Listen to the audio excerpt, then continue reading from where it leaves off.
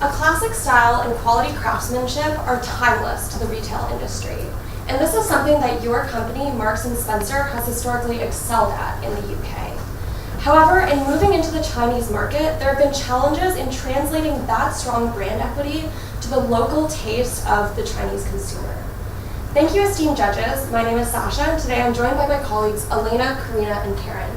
Today, we're really excited to take hold of this exciting opportunity and bring all of the best parts of Marks & Spencer into the Chinese consumers' hearts.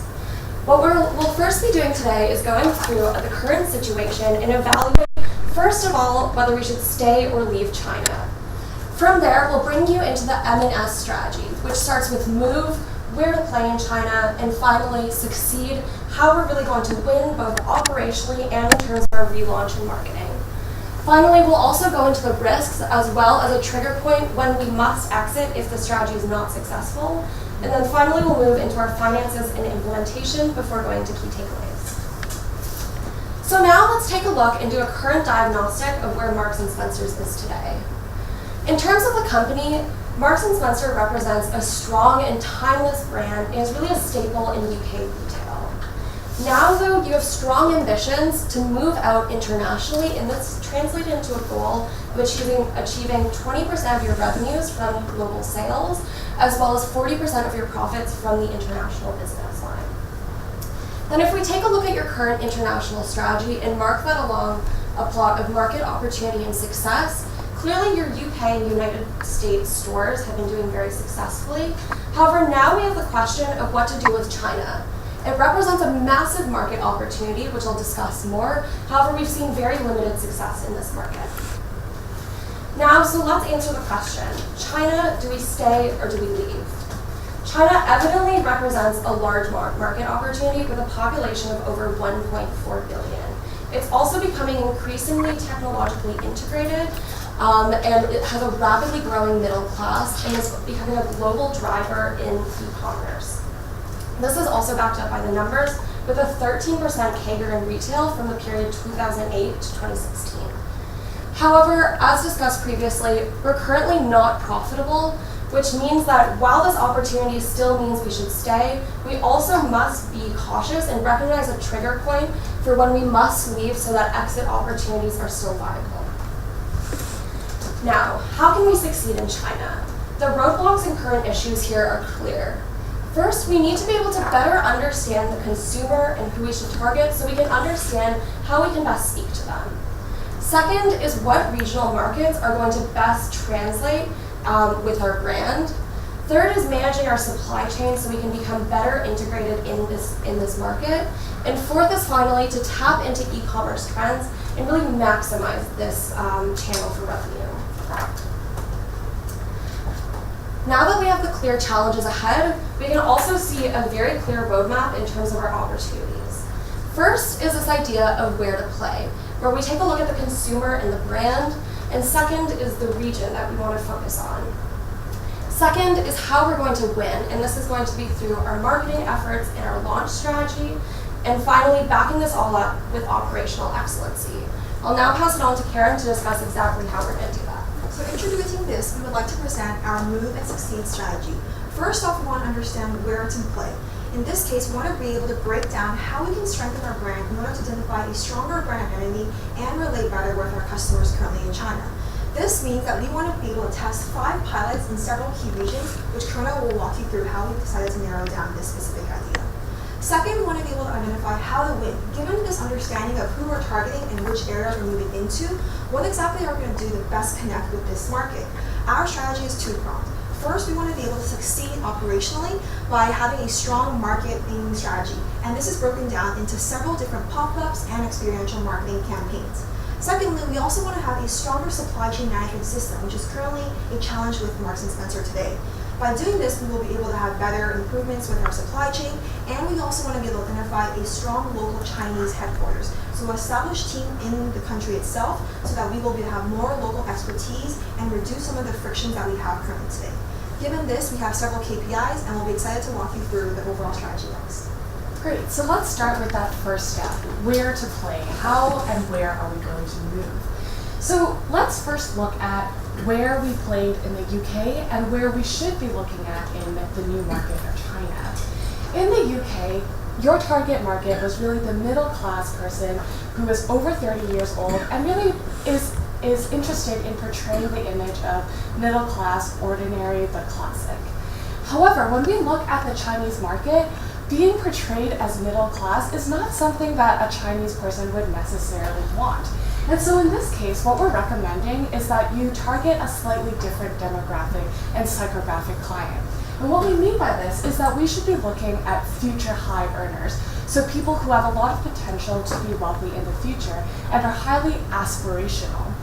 So what this means is that they're interested in a classic style, a timeless one. And this is exactly where M&S can best offer their products. So next, let's look at let's visualize what this means for the M&S brand image. Here we have a branding diagram where we see different demographics that these clothing brands can target, and also where they fit on a high-end versus middle-class value proposition. Previously, M&S was in the higher than 30, approaching 40s demographic, but because this is not as influential and trendsetter of a group in China, we recommend we go a little younger and also value it as a higher end brand because of the foreign and Western brand image that it carries. Now, in terms of where we should actually be moving, we have identified the key Tier 1 and Tier 2 cities in China that M&S has already been looking at. And based on a few criteria, including the market reach, so who's influential in those markets, second, proximity to these key influential markets, established presence, the customer fit, and operational infrastructure. So do we already have operations there? We've decided on targeting Shanghai, Beijing, and Guangzhou in Tier 1 cities, and for Tier 2 cities, Hangzhou and Chengdu. And these are the 5 key regions that we'd like to test. So now we're going to get into a bit of the logistics of how we plan to test these markets. We've identified why they're important and why we plan to position M&S as a fast casual brand, because we've seen the success of Zara, H&M, and Uniqlo in this space and the 13% CAGR in China. So we're looking at how to win in terms of an in-store experience. So we're going to have pop-up pilots in the 5 cities indicated, whereby they will actually be able to gather intel on the consumers and better understand them and their shopping behavior. We will use them to mitigate the risks of opening stores in these new cities, such that we will be able to open further flagship stores once we've ascertained that the pop-ups are actually successful.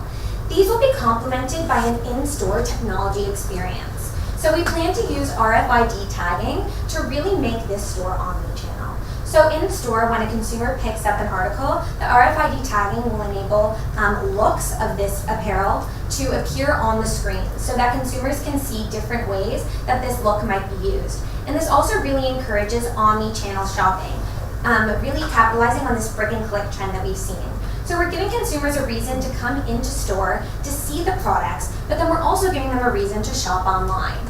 This ties into unique city designs. We've seen competitors in the space like Club Monaco in Singapore offer specific designs to specific cities. And we plan to do the same here to give consumers a reason to come into store and really engage with the brand. That way we will leverage the in-store experience in order to also bolster online sales.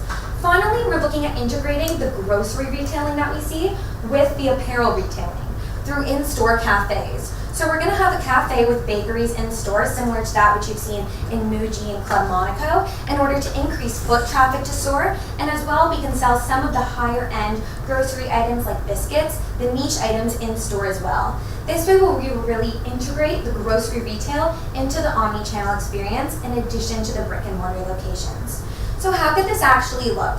The following is a diagram of the in-store layout, whereby we would have retail at the front of the store. So when users enter, they're able to engage with the retail, try on clothing in the dressing rooms and the pop-up. But at the back of the store, we'll have tables for seating as well as the bakery and cafe, so that it's really an integrated, holistic experience, whereby we're able to deliver a full brand to our clients. Obviously, it's important that we market this appropriately in order to really have a brand image that resonates with consumers. So this will be comprised of two main parts: experiential marketing as well as beacon marketing and loyalty. In experiential marketing, we plan to capitalize on the influencer trends and marketing that we've seen companies engage with in the streets in China. So what this means is we'll have London-style booths near the pop-up locations, so those big red phone booths that you typically see in London, and we're going to have them say on them, M&S, London-born, city-bound. We're going to have inside the booths photo taking, so people will come in, take photos, and then they'll post them in their WeChat and social media. We'll also hire a few key influencers to take photos in these booths so that they'll post them online, and we'll increase the brand recognition with this new brand we're building. We really plan to deliver this idea of London-born, city-bound, so that we can increase the brand equity of the brand and really, like Sasha mentioned, target these classic, timeless consumers in the 20-30 age range, different from what we've seen in the UK. Moving into the beacon marketing, we're going to leverage proximity marketing so that we can target consumers when they're nearby to the pop-ups. So let's say a user is 2 to 3 blocks away, they see this red phone booth, but maybe they're not entirely sure what it is. Beacon marketing enables users to get a text that says, "Hi, you're near this store, come check it out." So then users come by the store and see what it actually offers. Of course, it gives us enhanced capacity that having the grocery and retail together will enable us to bolster loyalty programs for consumers as well. So given these several ideas, this is an implementation strategy that we have envisioned for the next 2 years. We've broken out the several different specific actions, and as you can see, we've also identified an approximate budget of 70 to 80K British pounds. We'll be happy to walk you through more of these details within the Q&A section. The next part of our strategy is the operational differences of how we want to establish and succeed. This is broken down into 2 key areas. First, we want to establish a local headquarters within the Chinese market. The reason being is because the franchise model within these developing markets hasn't been successful since you're not able to have as much control.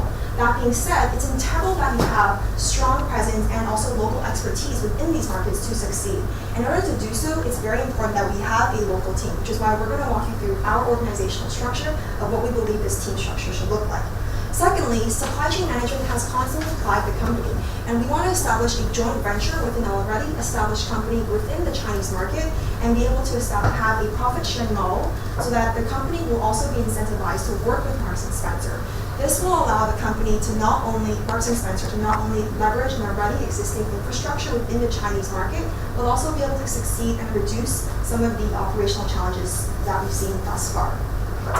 So let's take a look at what exactly this organizational structure looks like for our proposed local Chinese headquarters. What we see so far is we want to introduce 2 executives that have experience in the retail industry, primarily within 2 key functions. The first is within brand and marketing, as it is extremely integral that we successfully identify and relate to our customers within the Chinese market, something that Marks & Spencer has struggled to do thus far. Secondly, we also want to have an executive that oversees the operational controls. This is an executive that works together with our proposed joint venture with the local supply chain company, since supply chain and distribution is very important for the success of any bricks and mortar retail company. As we can see, we've also distributed approximately 8 local employees within the Chinese market as well, and we propose to have this structure and have this local headquarters based within Shanghai, since it is a fashion epicenter within China. That being said, we are open to other areas within the Chinese market since Shanghai is quite expensive. So the next item we want to look at is what exactly this proposed partnership with the supply chain management team looks like. First, we want to understand what exactly makes an attractive joint venture profile. So who do we want to partner with? What exactly is the company that we think is successful for a strong supply chain management for Marks & Spencer? We've identified 4 key criteria. We believe that an approximate size for this supply chain company should be around 100,000 global British pounds. They need to have an already established infrastructure within China, since that's extremely integral for this company. Second, we also want to have experience with foreign partners, since most of these companies within this country might not have experience with a London-based organization. We want to make sure that they already are familiar with our types of working structure and our culture, so that we will be able to have reduced friction when working together. And lastly, we're going to be introducing a company that's open to a profit-sharing model, and this allows us to reduce the cost up front, since we'll both be bearing the risk equally. So to walk you through the details, the objectives for a joint venture is really threefold. First, we want to have increased supply chain efficiency. Second is operational risk, and third is local expertise. Overall, we believe that we'll have a 5 to 10% revenue sharing model. The implementation for this hiring will take place in the first 1 to 2 years in order to really establish this local headquarters in China, which we understand is vital to the hyper-localization. Of course, we will continue to train and manage this HR over the following years. And we plan to integrate in our supply chain management as well by the end of year 2, so that we don't have the inventory turnover issues that we were seeing in the past. Okay, so now that we've heard a where to play and how to win strategy, we can see that this has clearly led us with a plan to success. Now the next question is really, where do we see M&S moving into the future? So in terms of what we see for the future of M&S, once we've established these pop-ups, we're going to continue to find and identify the best locations for our target flagship stores so that we can really build a brick-and-click strategy which will help to drive our success. Okay, so now if you could go into the next slide. Perfect.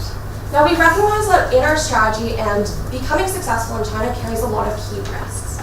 Particularly poor localization, increased competition in the area, government relations, particularly in managing our supply chain, and finally poor inventory management. We're happy in the Q&A section to go in depth in our risk and mitigation strategy. However, worst case, let's say that we're not able to be successful, we've identified that the exit trigger point should be if we're not able to achieve revenues of 85 million by year 3, as this represents far lower revenue growth than the standard in the market. What we'll do if this is to occur is first begin with a soft exit of our brick and mortar locations and continue with our online operations.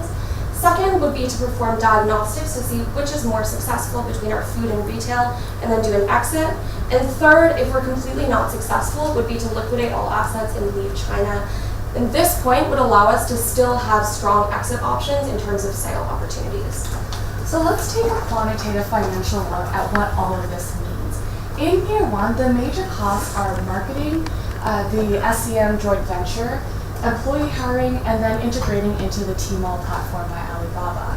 However, with these costs, we do expect year 1 revenues of 68.4 million, which represents 14% growth from the last year, which is healthy considering the industry average. And this also represents a return on investment of 1.3. Now, in terms of revenue projections beyond year 1, we do, in an optimistic case, want to see 14% growth in the first year and then above industry average growth year over year to be able to be at least on the same level as other competitors on the market.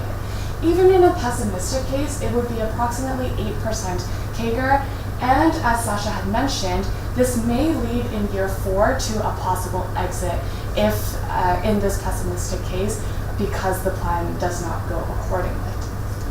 Now, in terms of the implementation plan of our strategy, we are seeing this to take approximately 2 years.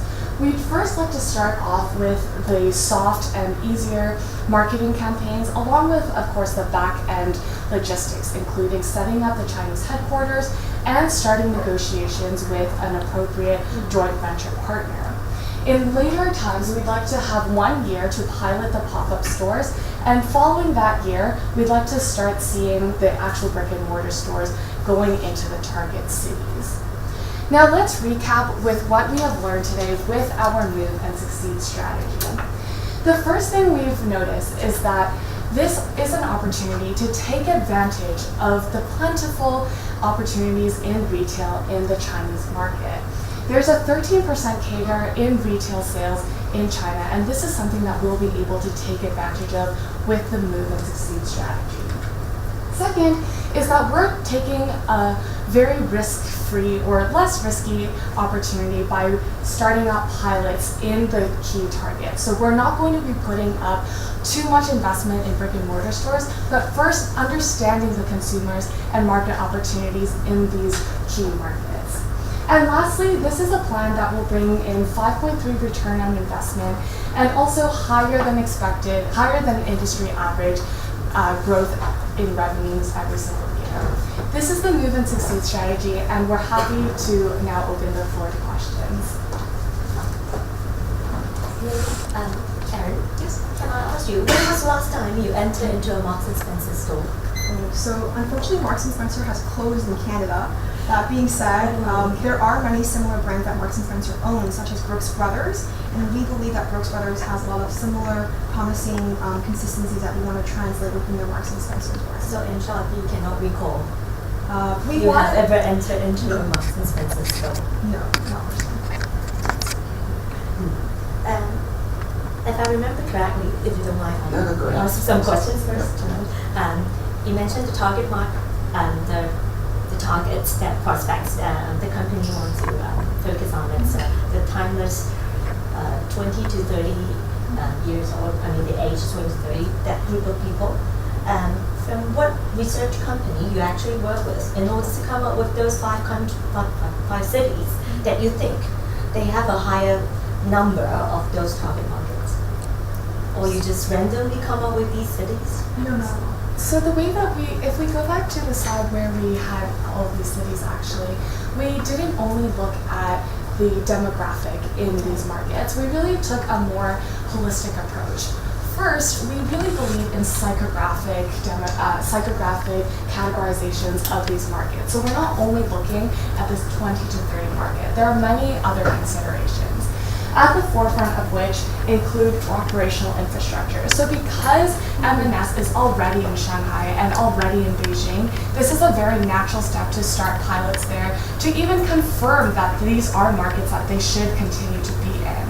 These other markets have also been selected because Guangzhou is very close to a Hong Kong market if it were ever to come here. And with Hangzhou and Chengdu, these economically make sense because they are large cities in the less busy, in regions that are not on the East Coast. So, based on your strategy, I think one of the key assumptions is you're still keeping both the clothing and also grocery businesses. Any rationale behind this? Absolutely. Based on the information provided, it was unclear whether or not the revenue distribution was disproportionate between the two segments. However, given the growing trends in retail in both segments and the fact that 3 of the top 10 consumer retails in grocery are in fact not local Chinese players, but players coming from abroad and entering China, that gave us reason to believe that the M&S could be very successful in grocery in China, and then as well given the retail trends in apparel to continue their operations in apparel. However, should there be information to suggest that the retail segment was much higher in terms of revenue distribution, then we would say to focus on retail. But because of the information provided, we wanted to make sure to hedge risk against both of the industries and the competitors, so we recommend pursuing both. And that actually they could see some synergies between them by having loyalty programs for consumers, such that if they shopped in either grocery or in retail, they could collect loyalty points, and then we would encourage cross-shopping both in-store and online. So what's your projection in terms of online and brick and mortar type results? 50-50 or? So if we go back to the revenue chart, we do expect 70% from online and 30% from brick and mortar. And this is for a few key reasons. First of all, we do want to slim down on the number of brick and mortar stores that are in the market because real estate is very expensive. We instead like to use these brick and mortar stores, again, as Lainey had mentioned, through our marketing campaigns to really channel online sales. What this means is that these brick and mortar stores are more like experiences and showrooms so that the greater long tail of the products can be bought online. A second reason is that this really streamlines the supply chain management. Currently, because we're operating in so many international markets, it is very difficult to import the UK goods all over the world. However, if it's online, we're able to collect better customer data and customer needs, which means we'll be able to streamline and make these operations much more efficient. So in terms of the investment on the online platform, on the digital platform, do we have any figure? Because I know you have an implementation plan of 2 years or 3 years. So just can you walk me through some of those assumptions or details? Sure. So our biggest our biggest e-commerce investment will be actually to get onto the Tmall platform, and this is for several reasons. First of all, we're already on the Alibaba, which is slightly lower end version of Tmall, and so we'd like to enter again, pushing the value proposition higher and enter Tmall. And with this, we have designated $3 million in the first year to create an e-commerce platform, to create an e-commerce store on the Tmall platform, which will reach a very large proportion of the Chinese market. Then, apart from this particular investment, what about the team? When you were working through the team structure or the organizational structure, has this part been included in that organizational structure, particularly in terms of digital, relay, and all those kind of good stuff? So is it all there? Yeah, given the tremendous importance of digital within both teams of marketing and operations, one of the designated staff to two will be actually in charge of digital specifically for that segment. So of the team, we'll have at least 20% of people focusing solely on digital, but of course that'll be an integrated component of all of our staff.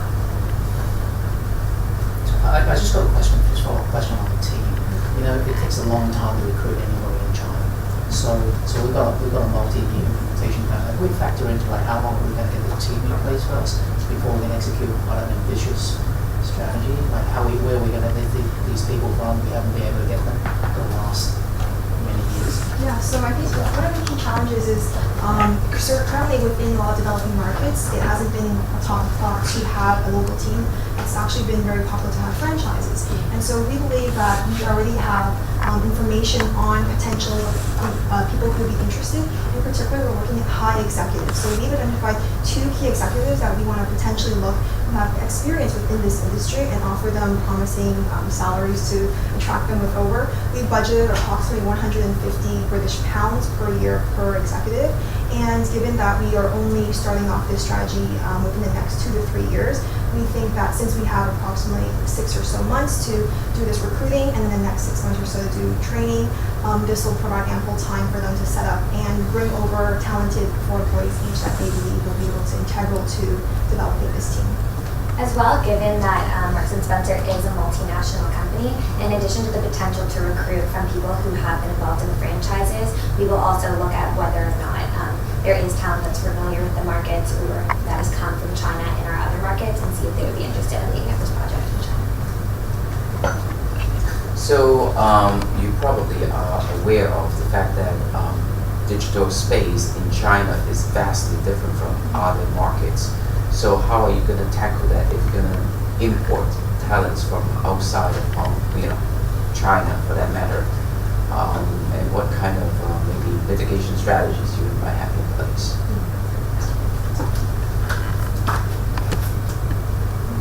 So to answer your first question about how we're going to translate these differences across the UK market or the Chinese market, that's why we think it's extremely important to have a local team. Unfortunately, this common message hasn't been successfully translated thus far. However, with establishing two executives, ideally, that have experience with this local messaging, have experience with marketing on WeChat, on QQ, on these different platforms that isn't very popular within the London market, we think that this local experience will be integral to translating this message. In terms of an overall risk and mitigation strategy, if this unfortunately is not successful, we do see the opportunity to adjust the strategy in the near future, particularly since we've already projected a potential pull-out strategy. So we have seen that if we're not on track to reaching this 85 million revenue projection within the 4th year, we will do some drastic changes, and particularly potentially drawing out within our bricks and mortar stores so we're less exposed to risk within these markets. To add on to what my colleague said, we also recognize that hiring directly for technology in China is really playing up to the country's strengths since it's really leading the forefront internationally in technology. We've seen that half of the unicorn funding came out of China last year. So we really want to play up to those strengths both in the startup community and in fintech. So we think that there's a great pool of people to hire from. We're really going to understand how to leverage the technology landscape in China.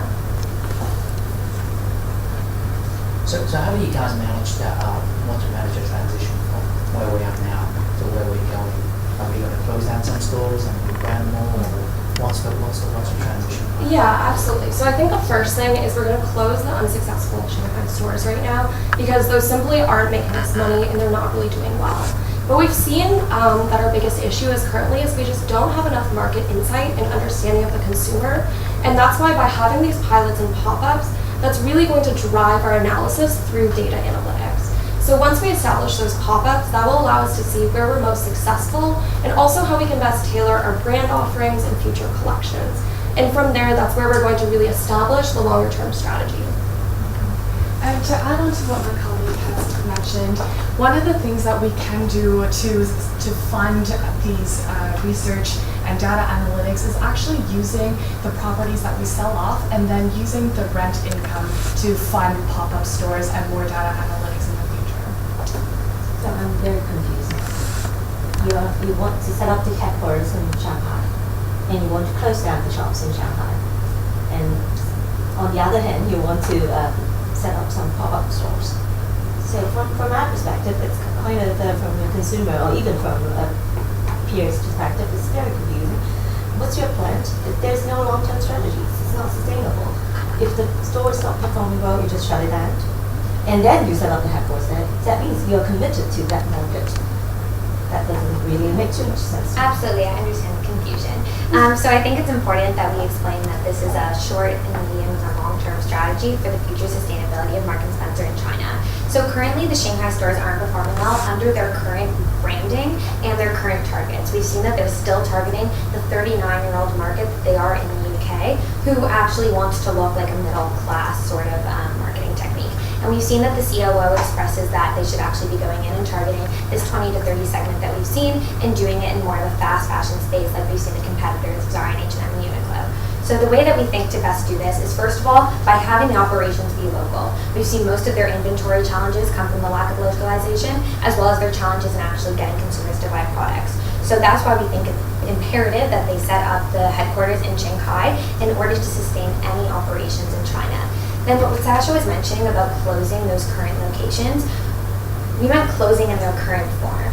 So we're still going to have operations present in Shanghai, and that's where we'll host the pop-up location. It's not that we'll brand these to consumers as temporary, but rather that we're hedging risk for the company such that they're able to get to know consumers, establish this new brand, and engage with them in ways that they hadn't before, both in terms of offerings and in terms of marketing. So that way they're really able to establish their presence in China as the Marks & Spencer that we're branding, as Linden Born and City Bound, which is not previously how it was recognized by Chinese consumers in the market. Thereby, afterwards, once the pop-ups have been successful, we'll either convert those actual locations into the full-time brick-and-mortar stores or do them in a nearby proximity, such that we've already established a brand following and understanding of consumers in that region, and then we're able to cater to them. So it's not that it's impermanent or short-term, but rather that we're hedging the risks in actual real estate investment and really ensuring that we're able to understand consumers in each city, because we know that in China, you can't market to the whole country, and it's important to really be local to different regions. Yeah, then you must have a very effective communication strategies in order to make that happen. Once people see shops being closed, they consider them being exiting from the markets. Right, absolutely. So in the event that these are shops that people see, we would not write like You Marks need & some Spencer really powerful closing. KOLs Right, to but help you. rather, of course, we would hire local talent to do so, but rather Marks & Spencer moving to a pop-up store near you, use them as a marketing tactic.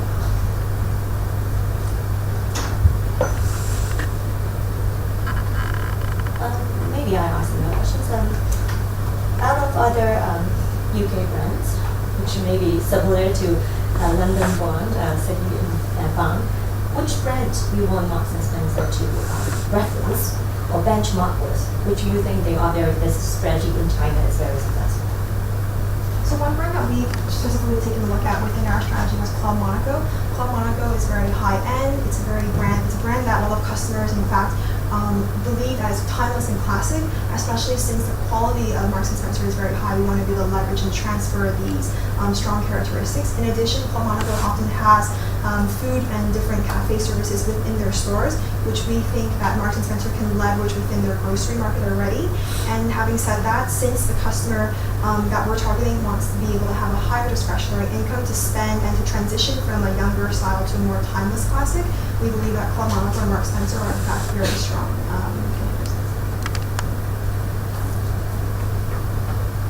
We have 8 seconds left. Thank you, McGill University.